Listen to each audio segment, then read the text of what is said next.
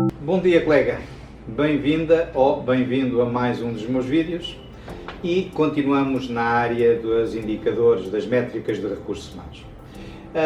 Este é o segundo vídeo nesta área e eu gostava de falar nele um pouco sobre a evolução deste conceito. E nada melhor do que começar com a minha experiência, até porque me dedico a isto há muitos anos, e acompanhei a evolução deste conceito, como é normal a quem como eu já está há muitos anos nesta área.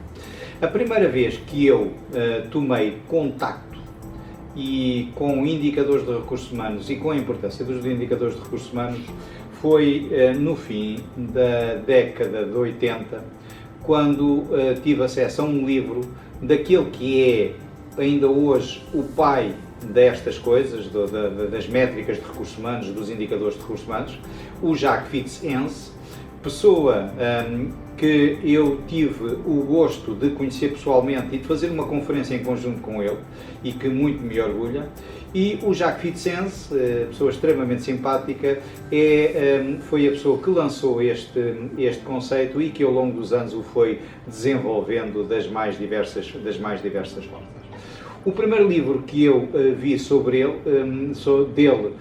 isto, acho que era para aí a primeira ou a segunda edição, e chamava-se How to Measure Human Resources Management, How to Measure Human Resources Management, e é algures fim da década de 70, é da década de 80 do século passado, e é um livro que pela primeira vez eu vi, onde vinham indicadores de recursos humanos, a importância dos indicadores de recursos humanos, como se calculavam os indicadores de recursos humanos, e tinha indicadores como o absentismo, indicadores de recrutamento, de movimentação de pessoas, enfim, os chamados indicadores tradicionais, muito na área do report, de podermos dar informação à gestão sobre, usando indicadores de recursos humanos, assim como os financeiros tinham os seus indicadores e assim como os marketeers tinham os seus indicadores e por aí fora.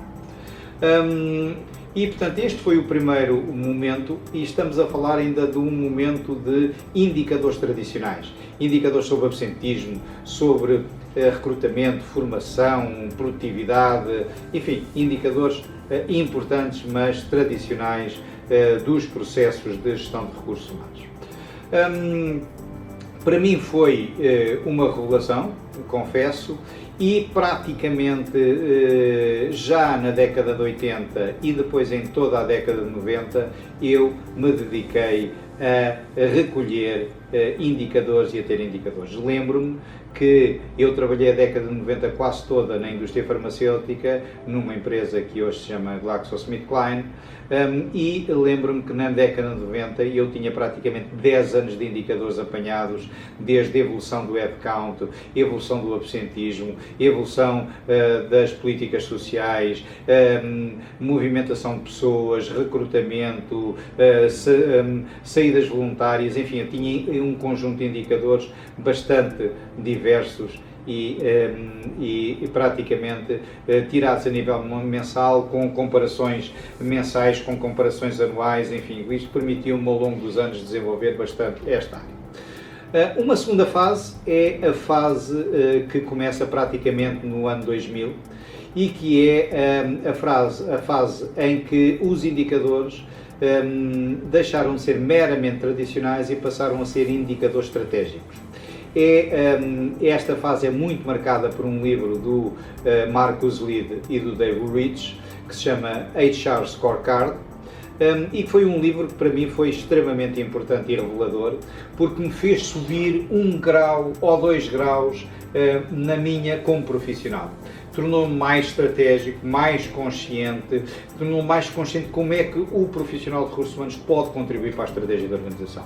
E o que o Marcus Lied e o Dave Rich trazem é exatamente a mudança dos conceitos dos indicadores tradicionais para os indicadores mais estratégicos, ou seja, conseguir fazer a ligação entre aquilo que é o People Plan, o plano estratégico da organização com o People Plan. como é que eu, através do meu People Plan, através do meu plano de estratégia de recursos humanos, posso estar alinhado e contribuir para os resultados organizacionais. E isso é que é, na prática, aquilo que é o HR Scorecard. É nessa altura que eu escrevo um livro em português, chamado Scorecard Capital Humano, como medir o ativo mais importante da sua organização, escrito por volta do ano 2000, e que é um livro que, sem falsas modéstias, marcou várias gerações de profissionais de recursos humanos em Portugal. Tornou os profissionais de recursos humanos muito mais conscientes da linguagem que nós precisamos ter, de falar o gestionês, de ter indicadores, de ter métricas, tudo isso. É evidente que neste livro eu falo dos indicadores dos diversos processos de recursos humanos, do recrutamento, da formação, da compensação e benefícios, da retenção, faço dos indicadores, e portanto falo de indicadores tradicionais, mas também procuro fazer a evolução para os indicadores estratégicos e para a importância de alinhar o gestor de recursos humanos com a estratégia da organização e ter um papel mais estratégico, verdadeiramente mais estratégico. É um livro que me deu muito prazer escrever e que me deu muito orgulho fazer. Aliás, lembro-me um grande profissional de recursos humanos, na altura em que eu disse que ia publicar o livro e disse qual era o objetivo do livro, um grande profissional de recursos humanos. Se eu hoje lhe dissesse isso, ele dizia que era mentira e que nunca tinha dito tal coisa, mas de me ter dito numa reunião que não concordava nada comigo, não concordava nada sobre a importância dos indicadores e de ter uma linguagem baseada em indicadores nos recursos humanos, porque na visão dele, o que ele achava é que os gestores de recursos humanos tinham que estar essencialmente próximos das pessoas. E, portanto, os indicadores eram para os financeiros, para os marketeers, a diferença dos gestores de recursos humanos era estar próximo das pessoas. E ele não deixava de ter razão, mas apenas uma parte da razão. O estar próximo das pessoas, o conhecer as pessoas, não tem nada, pelo contrário. Quanto mais indicadores nós tivermos, quanto mais profissionais nós formos, mais podemos estar próximo das pessoas. O gestor de recursos humanos tem sempre dois drivers. O driver interesse da organização, métricas, contribuição e o driver interesse das pessoas, e aqui está próximo das pessoas, conhecer as pessoas, e os indicadores podem-nos também ajudar a conhecer melhor as nossas pessoas e segmentar melhor as nossas pessoas, e tudo isso é uma realidade. E portanto esta é uma segunda fase da evolução das métricas, dos indicadores de recursos humanos e das métricas de recursos humanos. Nos últimos anos, e eu mais tarde irei me dedicar a isso, nos últimos anos o conceito evoluiu para os HR Analytics. O HR Analytics é uma nova fase das métricas de recursos humanos. É uma fase em que já não chega só a ter métricas, é importante ter métricas que permitam, que sejam preditivas, que permitam não só dizer o que se passou, mas antever o que se vai passar. E antevendo o que se vai passar, poder tomar medidas de gestão antes disso. E isso é que é os HR Analytics, que é um conceito que falaremos num futuro vídeo. Ficamos por aqui, desejo-vos uma boa continuação e uma boa semana. Até para a semana.